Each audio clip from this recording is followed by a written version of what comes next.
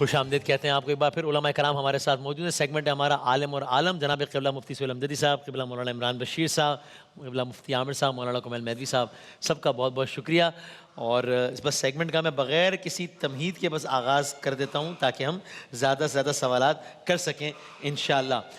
اچھا, پہلا سوال مفتی عامر صاحب مجھے معاف فرمائے گا, آپ کہیں گے کہ بھائی یہ ہر سوال روزہ اختیار کرنے اور روزہ ٹوٹنے سے متعلق ہی کیوں ہے, لیکن ہے تو میں کیا کروں. کل آپ نے بتایا تھا کہ اگر کوئی غلطی سے فجر کا وقت ہو گیا پھر بھی کھا لے اور بعد میں پتہ چلے کہ بھائی جب میں کھا رہا تھا تب تو اصل میں روزے کا وقت شروع ہو گیا, تو وہ آپ نے بتا دیا, اس کی تکرار نہیں کرتا میں. افطار کے وقت یہ معاملہ ہو جائے تو بھی کیا یہی فارمولہ ہے کہ ایک آدمی کسی بھی وجہ سے سمجھا کہ اذان ہو گئی ہے اور اس نے کھا لیا, اور اس کو مثال کے طور پہ 10 منٹ بعد یا کبھی بھی پتہ لگا کہ وہ جب میں سمجھ رہا تھا تب اصل میں وقت افطار نہیں ہوا تھا, اس کے 10 منٹ بعد افطار کا ٹائم ہوا تھا, میں نے 10 منٹ پہلے کھا لیا, غلطی سے ہوا یہ کام, کیا ہے اب اس کے روزے کا معاملہ؟ بسم اللہ الرحمن الرحیم. بالکل روزہ ٹوٹ جائے گا اس کا بھی, لیکن اس کو گناہ نہیں ہوگا کیونکہ غلط فہمی ہوئی تھی.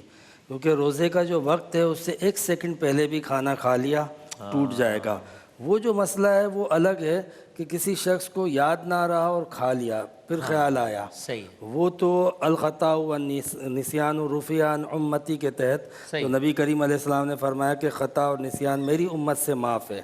یہ مسئلہ بالکل ڈیفرنٹ ہے کہ وہ سمجھ رہا ہے کہ وقت ہو گیا اور پھر کھا لیا لیکن وقت نہیں ہوا تھا, تو لہٰذا روزہ ٹوٹ گیا, اس کی قضا ہوگی. یعنی اس کو دوبارہ روزہ رکھنا پڑے گا, اس کے لیے گناہ گار نہیں ہوگا لیکن روزہ رکھنا پڑے گا. اور یہ جو آپ نے بتایا کہ کوئی بھی انسان دن کے کسی بھی حصے میں شروع میں عام طور پر جب میں نشریات نہیں کرتا تھا, جب ابھی تو نشریات کی وجہ سے ماحول بنا ہوتا ہے, تو پہلے پہلے دوسرے روزے میں یہ غلطی ہوتی تھی کہ اچانک انسان پانی کی طرف ہاتھ بڑھا لیتا تھا پھر یاد آتا تھا. ایسی صورت میں اگر یاد نہیں رہا اور پانی پی لیا تو اب کیا اس روزے کی بھی قضا ہوگی, یعنی قضا کرنی ہوگی؟ نہیں, یہ جو آپ بتا رہے ہیں یہ اسی میں آ رہا ہے نا, تو یہ روزہ ٹوٹا ہی نہیں ہے, یہ روزہ ٹوٹا ہی نہیں. اچھا, کہ یاد نہیں رہا اور اس نے کھا لیا روٹین کے مطابق, پھر اس کو بعد میں 2-4 روزے کے بعد بعض لوگوں کے ساتھ یہ ہو جاتا ہے کہ پھر ان کو بالکل وہ تیار رہتے ہیں کہ آج روزہ ہے اور وہ بالکل اہتمام کرتے ہیں, احتیاط کرتے ہیں. یہ روزہ بھی نہیں ٹوٹا, گناہ گار بھی نہیں ہوا, اور اس کی قضا بھی نہیں ہوئی. اس کی قضا بھی نہیں. یہ اس میں کچھ اختلاف ہے؟ بالکل ایسا, یہ دونوں سوالوں کا یہ جواب ہے. اچھا 100%. تو پھر میں اگلا سوال پھر آپ سے میں پوچھ لیتا ہوں, یہ فقہ جعفریہ کے نزدیک, پھر آپ حناف کے نزدیک بتا دیجیے گا, یہ داڑھ ہی رکھنا یہ مطلب مستحب عمل ہے کہ اچھی باتیں کریں اور نہ کریں تو کوئی گناہ نہیں ہے, یا واجب ہے یعنی کہ نہ رکھے تو حرام ہے؟ داڑھی منڈوانا تو حرام ہے. صحیح. اور یہ اس لیے ٹیکنیکل ایک بات ہے, جی جی, ایک ہے داڑھی رکھنا واجب ہے, ایک ہے داڑھی منڈوانا حرام ہے. تو بھئی دونوں میں کیا فرق ہوا؟ فرق یہ ہوا کہ اگر کسی کی داڑھی آتی ہی نہیں ہے تو اس پر داڑھی رکھنا پھر واجب نہیں ہے, اس لیے کسی داڑھی آئی نہیں رہی تو کیا کرے گا بیچارہ, کہاں سے پیدا کرے گا وہ. صحیح ہے, صحیح. لیکن داڑھی منڈوانا حرام ہے, یعنی مثلا جس کی داڑھی آ رہی ہے اس کے لیے داڑھی منڈوانا حرام ہے, اس طرح سے کہ وہ بالکل ختم کر دے داڑھی. ہاں, اس کے لیے جو ما بہل کفایہ, کم سے کم مقدار کتنی کافی ہے؟ اتنا کہ جیسے اگر کوئی کسی کو دیکھے تو اس کے بارے میں یہ اس کی رائے ہو کہ اس نے داڑھی رکھی ہوئی ہے, اتنی ہلکی نہ ہو کہ شک ہو کہ ہے بھی یا نہیں. ہاں, ہے بھی یا نہیں, یا ایسے نہ لگے کہ یہ تو شیو بڑھی ہوئی ہے, ویسے تو یہ شیو کرتا ہے 3-4 دن بعد ہوتا ہے نا, تھوڑی سی شیو بڑھ جاتی ہے, یہ تاثر نہ جائے تو یہ داڑھی نہیں مانی جائے گی. یعنی اس کو عرف عام میں داڑھی عرف عام میں یہ کہا جائے کہ یہ داڑھی رکھا ہوا شخص ہے تو کافی ہے اس کے واجب کو پورا کرنے کے لیے. ایک اور بات بتا دیں, پھر میں دونوں یہ حناف کے مطابق آپ سے پوچھ لوں گا. ایک شخص ہے کثیر الشک ہے, اس میں ایک تو یہ بتا دیجیے گا کثیر الشک کی ڈیفینیشن کیا ہے. یہاں جو ہم سے پوچھا گیا وہ یہ کہ بھائی اوسطاً اس کو نا ہر دوسری نماز میں شک ہو رہا ہوتا ہے, کبھی یہ کہ پہلی رکعت ہے دوسری, کبھی یہ کہ دوسری رکعت ہے تیسری, تو کیا یہ کثیر الشک کہلائے گا؟ نمبر 1. اور نمبر 2, اگر وہ ہے تو اب اس کا کیا حال ہے کہ اس کو ہر نماز میں شک ہو رہا ہے, تب کیا کرے یہ آدمی؟ یہ شخص کثیر الشک کہلائے گا, اور اس سے اپنے شک کی پرواہ نہیں کرنی چاہیے, اس لیے کہ اگر ایک انسان کثیر الشک بن جائے اور اس کے بعد اسی شک ہی میں مبتلا ہو جائے تو یہ شیطان کے ہتھیار میں سے ایک ہتھیار ہے اسے عبادت سے دور کرنے کے لیے, اس لیے کہ شک بنتا ہے وسوسہ. صحیح ہے, الذی یوسوس فی صدور الناس من الجنۃ والناس, یہ جو شیطان وسوسہ کرتا ہے نا سینوں کے اندر, تو وہ عبادت کے ذریعے سے بھی کسی کو بہکا سکتا ہے اگر اس کا علم صحیح نہ ہو یا اس کی سوچ صحیح نہ ہو, اور وہ اس وسوسے میں اتنا زیادہ پڑ جائے کہ آخر میں نتیجہ یہ نکلے کہ وہ کہے کہ میرا تو یہ کام ہی نہیں ہے. چھوڑ دو. یہ میں نہیں ہم نے دیکھا ایسے لوگوں کو کہ پھر وہ نماز ہی چھوڑ دیتے ہیں, پھر وہ غسل ہی چھوڑ دیتے ہیں. سمجھ ہی نہیں آ رہی کچھ یار. مجھے سمجھ ہی نہیں آ رہا, مجھے تو مجھ سے ہو نہیں رہا. اچھا, اب میرے شک بس کی کی بات پرواہ نہیں. نہ کرے گا کیا مطلب ہے؟ مطلب شک ہو رہا ہے کہ دوسری رکعت ہے یا تیسری ہے, تو اب یہ شک کی وہ پرواہ نہ کرے, یعنی یہ کیا سمجھے؟ زیادہ پر بنا رکھے, زیادہ پر بنا رکھے. تیسری ہے, جس کو کثرت سے شک ہو رہا ہے وہ زیادہ پر بنا رکھے. ورنہ تو اگر پہلی اور دوسری رکعت میں کسی کو شک ہو جائے, عام انسان کو کہ جو کثیر الشک نہیں ہے, اور وہ اپنے شک کا فیصلہ نہ کر سکے, تو اس کی نماز باطل ہو جاتی ہے پہلی اور دوسری رکعت میں. تو پھر اس کے آگے تفصیلی مسائل, تیسری اور چوتھی رکعت کے شک کا الگ مسئلہ ہے, نماز احتیاط, سجدہ سہو وغیرہ, وہ سارے مسائل اپنے مقام پر. لیکن جو کثیر الشک ہے اسے اپنے شک کی پرواہ نہیں کرنی چاہیے, اور اسے زیادہ پہ وہ کر زیادہ پر بنا رکھ دینی چاہیے. ساتھ میں غسل کا جو مسئلہ ہے اس میں ساتھ ہی, کیونکہ کچھ لوگ ہوتے ہیں آدھے گھنٹے تک غسل کر رہے ہیں, انہیں یقین نہیں آ رہا. تو میں تو گزارش کرتا ہوں کہ آپ میکسیمم 5 منٹ رکھیں اپنے لیے. میں بھی زیادہ بتا رہا ہوں, یہ بھی احتیاط کے مطابق 5 منٹ کے اندر تو غسل ہو ہی جانا چاہیے اگر کوئی شاور سے غسل کر رہا ہے تو, ورنہ اس نے اتنا پانی ویسے بھی بہا دیا ہے. چونکہ جو احادیث میں جو سنت مقدار ہے وہ تو اتنی کم ہے کہ شاید وہ لوگ کہیں گے یہ تو مولانا یہ تو پاسبل ہی نہیں, یہ کیا بات کر رہے ہیں. تو جو ہمارے یہاں اسراف ہوتا ہے, ویسے ہی پانی کی قلت ہے, گلوبل وارمنگ وغیرہ جیسے مسائل ہیں, اس میں پانی شاور کھول کے کھڑے ہوئے اور 20-25 منٹ تک ان کو یقین ہی نہیں آ رہا کہ ان کا غسل ہو گیا. وضو میں جو ہے وہ اس طرح ان کو یقین ہی نہیں آ رہا کہ ان کا وضو ہو گیا. کوئکلی سے سوری بات کاٹ کے کہ کثیر شک, یہاں تو یہ کہا گیا نا کہ ہر دوسری نماز میں شک ہو رہا ہے, تو آپ نے کہا یہ کثیر شک ہے. ویسے میں آگے سے پوچھوں کہ مولانا صاحب کثیر شک کی ڈیفینیشن بتائیں, تو ایوریج کتنا % شک ہوتا ہو, کوانٹیفائی کیسے کرے اس کو کہ یہ کثیر شک کی کیٹیگری میں ہے یا نہیں ہے؟ اسے اگر ہر تیسری نماز میں ایک میں شک ہو جاتا ہے اوسطاً, جی, تو وہ اس کیٹیگری میں آ جائے گا. بالکل ٹھیک. قبلہ یہ پہلا ابھی احناف کے مطابق اگر کوئی فرق ہے تو اس بتائیے. بسم اللہ الرحمن الرحیم. اللہم صلی علی سیدنا و مولانا محمد وعلی آلہ و اصحابہ و بارک وسلم. پہلے جو داڑھی کا مسئلہ ہے, جی جی جی, اچھا, اس میں احناف کے نزدیک بھی کچھ علماء نے اس میں اختلاف کیا ہے. ٹھیک. کچھ لوگ کہتے ہیں کہ دور سے جو داڑھی نظر آئے تو 1 مٹھ ہونا ضروری نہیں ہے, بس ٹھیک ہے وہ داڑھی ہے, ٹھیک ہے نا. لیکن جمہور علماء کے نزدیک وہ یہ فرماتے ہیں کہ نبی صلی اللہ تعالیٰ علیہ وسلم نے داڑھی رکھی ہے, 1 مٹھ داڑھی رکھی ہے, تمام انبیاء سے ثابت ہے, تمام صحابہ سے, اہل بیت اطہار علیہم رضوان سے ثابت ہے. تو جمہور علماء نے اسے سنت مؤکدہ قریب من الواجب, یعنی سنت مؤکدہ ہے, تاکیداً اسے اختیار کیا گیا ہے, اور واجب ہے, واجب کی طرح ہے, واجب سے بہت قریب ہے, تقریباً واجب ہے. جی. تو ہمارے احناف کے نزدیک, جمہور علماء کے نزدیک داڑھی جو ہے وہ 1 مٹھ ہونی چاہیے. اس سے کم اگر ہوگی تو وہ گناہگار کہلائے گا. لیکن دوسری بات میں یہ عرض کروں گا کہ داڑھی رکھنے والا جس کی داڑھی پوری ہے اور وہ جس نے کم رکھی ہوئی ہے تو تان و تشنیع کا نشانہ نہ بنائے. جس نے کم رکھی ہوئی تو زیادہ, جس نے زیادہ داڑھی رکھی تو اس کو تان و تشنیع کا نشانہ نہ بنائے, اس چیز کو محل نزاع نہ بنائے. میں یہاں پر ایک بات عرض کروں گا کہ صحابہ اکرام سے یہ منقول ہے, خاص طور پر عبداللہ ابن مسعود رضی اللہ تعالی عنہ جو ہے, کیونکہ آقا علیہ السلام کی حدیث پاک ہے کہ وفر اللحا, کہ داڑھیوں کو چھوڑ دو, معاف کرو, اور قصر الشوارب, مونچھوں کو پست رکھو. پھر صحابہ اکرام کا یہ عمل ہے کہ وہ 1 مٹھ داڑھی لیا کرتے اور باقی جو باقی بچتی تو اسے کاٹ لیا کرتے. تو اس سے یہ ثابت ہوا کہ 1 مٹھ داڑھی رکھنا سنت موقدہ قریب من الواجب ہے. ایک بات اور بتا دیجیے گا اس سے پہلے آگے صاحب کہتے ہیں کہ مکتب تشیع میں ہے واجب یا حرام. واجب یعنی کہ کرنا ہی ہے, نہیں کیا تو وہ ہے گناہ ہوگا, اور حرام اس کی الٹ. احناف میں, اہل سنت میں واجب, حرام اور فرض, یہ 3 الگ الگ ٹرمز ہیں. نہیں, اور بھی ہے, واجب ہے اور یعنی فرض ہے, اس کے بعد واجب ہے, پھر سنت ہے, سنت موقدہ بھی ہے. لیکن اگر صرف واجب اور فرض کا فرق بتا سکیں ابھی آج کی نشست میں. عام طور پر یہ ہوتا ہے کہ فرض وہ ہوتا ہے جو قرآن سے ثابت کیا جائے, اور عام طور پر جو احادیث کریمہ سے ثابت ہوتا ہے تو اسے واجب کا درجہ دیا جاتا ہے. احکامات دونوں کے سیم ہیں. جی ہاں, ضروری ہوتے ہیں. جی. دوسری بات یہ کہوں گا کہ کثیر شک والا, جی, اچھا, اس میں یہ ہے کہ پہلی مرتبہ اگر کسی کو شک ہوا ہے, صحیح ہے, ٹھیک ہے نا, پہلی مرتبہ, تو وہ اس پر, یعنی مثال کے طور پر وہ نماز پڑھ رہا ہے, اس کو شک ہوا کہ میں نے 1 رکعت پڑھی ہے تو 2 رکعت پڑھی ہے, تو پھر وہ یہ کیا کرے کہ ظن غالب پر عمل کرے. کہ ظن غالب یہ ہے, غالب ظن یہ ہے کہ میں نے 2 پڑھ لی ہیں تو اس پر عمل کر لے.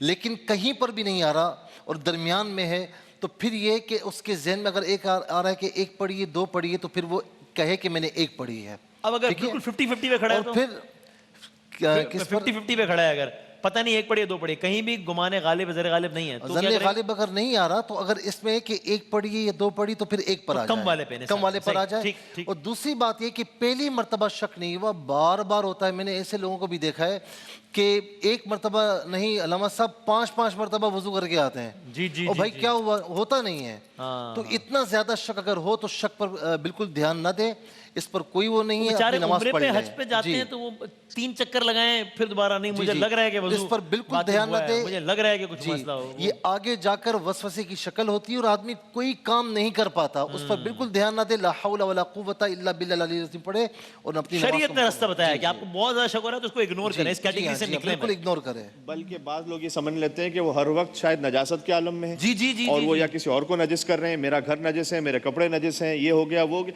यानी वो इतना शक में पड़ जाते हैं कि उसके बाद हत्ता बाज मियाँ बीवी की तलाक़ें इस वजह से वाक़ हुई हैं कि मसलन बीवी इस मरज़ में मुब्तला हो गई और शौहर कह रहा है मेरा तुम्हारे साथ जीना नामुमकिन है, या शौहर इसमें मुब्तला हो गया और बीवी बेचारी परेशान है और कह रही है कि अल्लामा साहब इसे समझाएं कि क्या। तो ये घरों की नाचाकियाँ, इस्लाम से दूरी, शरीयत से दूरी और डिप्रेशन, जहनी मरीज, ये इतने इसको नहीं, बिल्कुल मैंने stop देखा है करना आमिर साहब कि वो, मैंने जाती हुई देखा है कि बहुत सारे लोग, और मुझे कि कोई नियतों में शक नहीं, वाकई समझ रहे होते हो कि यार नमाज को तो कि नहीं मुझे लग रहा है कि अभी नजिस है कपड़े, नहीं पढ़ रहा मैं, क्यों लग रहा है, ऐसा मेरा ख्याल है। यानी एक तो कोई वैलिड रीज़न हो तो ठीक है, नहीं मुझे लग रहा है कि पाक नहीं है अभी, तो ये बाकायदा मेडिकल साइंस ने ओजीडीसी का मर्ज भी डिक्लेयर किया है जी ना, जी, वो तो अलग एक ज़ाहिर है, अगर कोई किसी की मेडिकल उसमें- सिचुएशन है वो तो अलग बात है, सही। उसमें यही पोजीशन होती है, सेम टू अच्छा, अब सेम। इसको इस कैफियत को कह रहे हैं कि इसी हाँ, कैफियत को बाकायदा उसके साथ यही होता है कि मैं पाक नहीं हूँ। हाँ, तो ऐसे शख्स को बजाय इसके कि पाकी करने के इलाज पे तवज्जो दे, बाकायदा काउंसलिंग करवाए, यानी जो नफ्सियाती उसके ऊपर इससे जान दबाव छुड़ाए है मसले से, हाँ, उसको, और मेडिसिन ले ताकि वो इस चीज़ से निकल जाए। बाज़ औक़ात ऐसा होता है, बाज़ औक़ात ऐसा होता है कि कुछ लोग मुत्तकी ज़ाहिर करने के लिए बार बार करते हैं, तो उन्हें भी इस चीज़ से इज्तनाब करना चाहिए। ठीक। बल्कि बाज़ औक़ात कपड़ों पर कोई मुफ्ती साहब ना निशान होता है, ना बू आ रही होती, ना स्मेल है, ना पाक है, ये तो नमाज ना पढ़ने का बहाना भी मिल जाता है। तो ऐसा नहीं करना चाहिए, बल्कि पढ़नी चाहिए।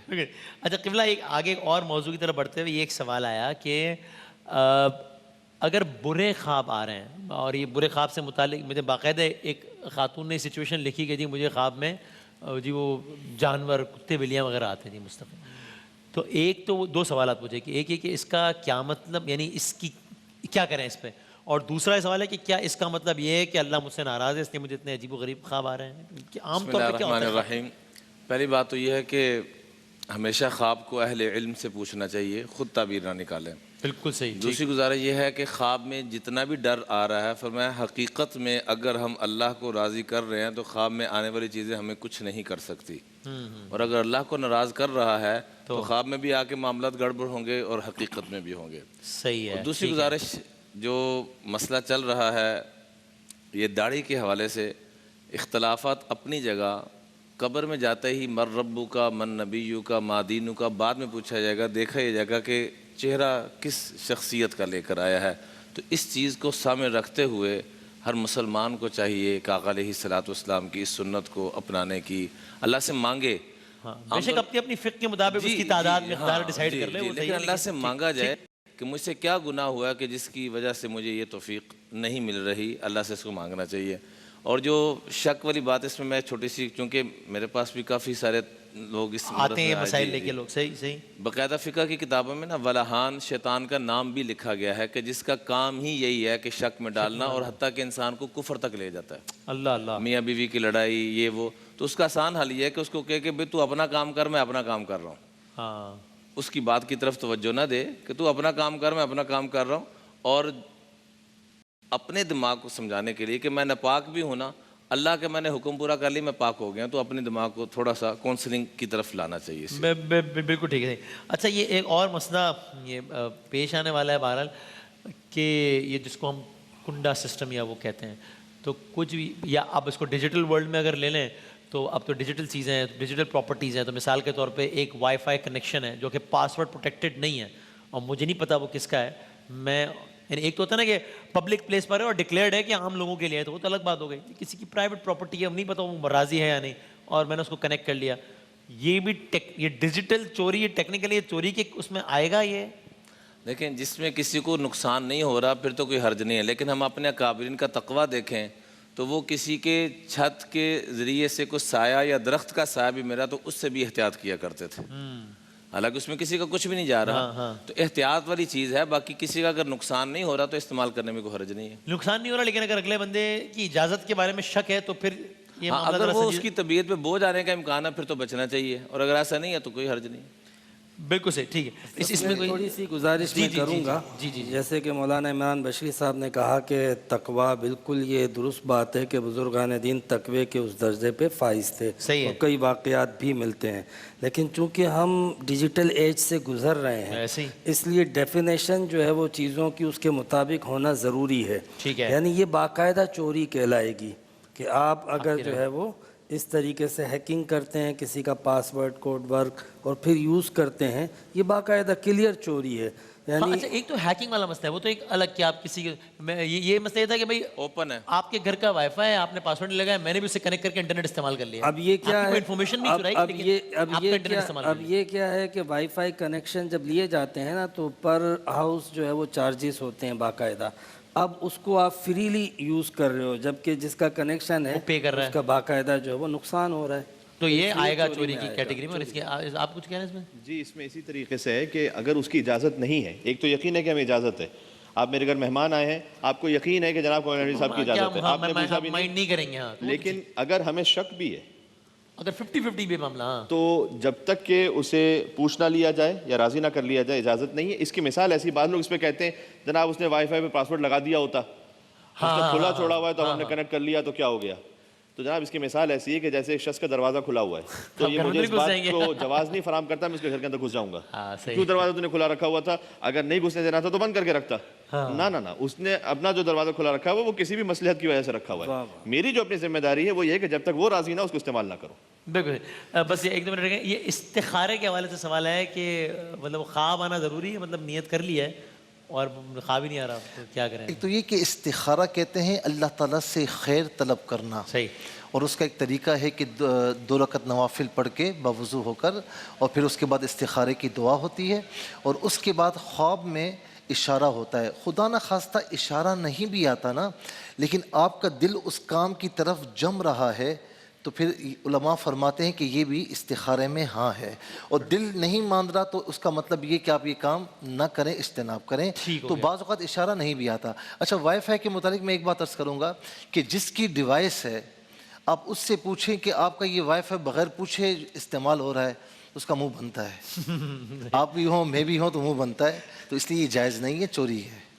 بالکل صحیح۔ آج میں اس سے پہلے کہ عمران بشیر صاحب سے آج کا آخری سوال کروں، ٹیلی فون نمبر آپ کی اسکرین پر ابھی آ جائے گا یا آ رہا ہوگا، تو آپ اس نمبر پر ہمیں واٹس ایپ کر سکتے ہیں، ابھی آپ کی اسکرینس پر آ گیا ہے۔ سوالات اپنے ویڈیو کی صورت میں بھیج سکتے ہیں یا وائس نوٹ کی، ویڈیو کی صورت میں وہ تو بہتر ہے، لیکن اگر خواتین چاہیں یا کوئی بھی جگہ نہ تو آپ آڈیو نوٹ، ویڈیو زیادہ انٹریکٹیو ہوتا ہے اس لیے میں کہہ رہا ہوں۔ اس میں ایک گزارش ہے کہ آپ لوگوں کی بہت محبت ہے جس کے ہم بہت شکر گزار ہیں، لیکن وہ جو سوال ہے اس میں اگر بس آپ جتنا پریسائز ہوگا اتنا اس کا امکان ہمارے لیے بڑھ جائے گا کہ ہم اس کو شامل کر پائیں گے، جتنا وہ ایک پریسائز وہ سوال ہوگا۔ تو یہ آپ لوگوں سے گزارش ہے، تو ہم کوشش کریں گے کل سے اس کو بھی شامل کریں گے انشاءاللہ۔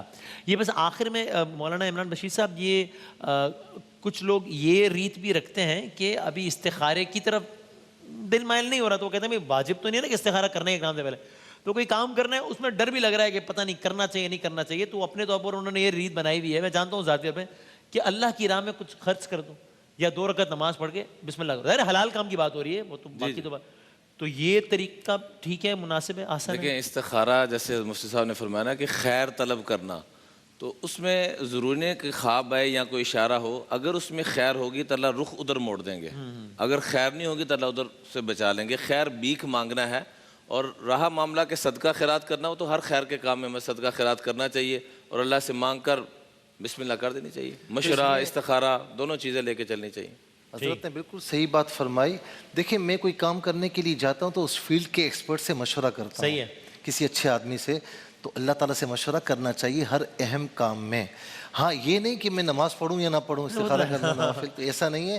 خیر کے کام میں استخارہ نہیں ہوتا، لیکن جو اہم کام ہوتا ہے جس میں نقصان اور فائدے کا پہلو ہے تو اس میں کر آپ لینا کہیں گے چاہیے، کہ ہائیلی ریکمینڈڈ ہے، کر لینا چاہیے۔ آپ کی بھی یہ رائے ہے؟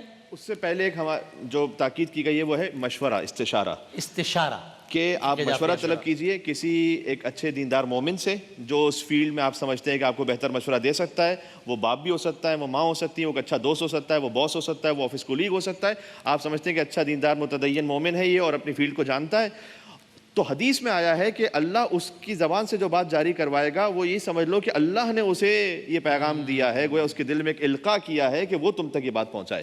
پہلا اسٹیپ آپ کہہ رہے ہیں پہلا یہ ہے. پھر بھی سمجھ میں نہ آ رہا ہو تو پھر استخارہ دیکھ لیجئے اور صدقہ ضرور دیجئے تاکہ ایک نیک کام سے آپ اپنی بات اپنے کام کو شروع کریں. اس لیے کہ جب صدقہ دیں گے تو انسان گویا اپنے عمل سے بتلا رہا ہوتا ہے کہ پروردگار جتنا میری استطاعت میں تھا وہ میں نے دے دیا ہے، اب تیرے اختیار میں تو سب کچھ ہے، تو وہ جو میں مانگ رہا ہوں تمہیں عطا کر دے. دوسرا وسیم بھائی، ڈیجیٹل استخارہ جو ہے نا اس سے بچا جائے. وہ یہی ہے کہ دوسروں کو کہہ دیا تم میرے لیے استخارہ کرو. خود استخارہ کرنا سنت ہے، خود اللہ سے مانگنا چاہیے. جیسے نماز خود پڑھتے ہیں یہ بھی خود کرنا. اس میں بھی اگر فقہ رائے مختلف ہو تو پھر ٹھیک ہے. استخارے میں اگر ہاں آ بھی جائے نا، استخارے میں ہاں آ بھی جائے تو وہ واجب نہیں ہے کہ کام ہاں کرنا. واجب نہیں کہ وہ کام کرے، چھوڑ بھی سکتا ہے، کوئی حرج نہیں ہے. جی ہاں، لیکن اب یہ کہیں گے نا کہ اگر استخارے میں ہاں آ گیا تو پھر اچھا ہے کر لو بھائی، ورنہ نہ کرو یار. بالکل صحیح فرما رہے ہیں کہ استخارے میں آ جائے ہاں تب بھی واجب نہیں رہتا، لیکن استخارے کو مذاق نہیں بنا لینا چاہیے کہ بھائی ٹھیک کیا ہے آپ چاہ رہے ہیں اپنے مطلب کا استخارہ آ جائے، کرنی وہی ہے تو پھر نہ کرو. میرے نبی علیہ السلام نے یہ فرمایا کہ جو مشورہ کرتا ہے وہ خائب و خاسر نہیں ہوتا. بالکل ٹھیک. ایک آخری بات ہے کہ اس میں میں ذاتی طور پر جانتا ہوں استخارہ میں یہ تو ٹھیک ہے انہوں نے کہا کہ خیر کے کام میں اور بڑے کام میں، اس میں بھی کچھ لوگوں میں نے دیکھا وہ اس حد تک کرتے ہیں. میں ذاتی طور پر جانتا ہوں کہ جی وہ ٹاور پہ کھڑے ہیں، میں اس بس میں جاؤں یا نہیں جاؤں مجھے نہیں سمجھ میں آ رہا ہے، یہ پتہ نہیں آگے ایکسیڈنٹ نہ ہو جائے، استخارہ ہو جائے تو اچھا ہے. یہ اس حد تک ٹھیک ہے؟ یہ دیکھیں استخارہ کا جو مطلب بتایا نا، مشورہ اور ہوتا ہے، معلومات الگ ہوتا ہے. یہاں پر لوگ استخارے کے نام پہ نا باقاعدہ بتا رہے ہوتے ہیں یہ ہو جائے گا وہ ہو جائے گا، حالانکہ اس میں اشارے کا مطلب یہ ہوتا ہے دل جم رہا ہے، اشارہ یہ مل رہا ہے.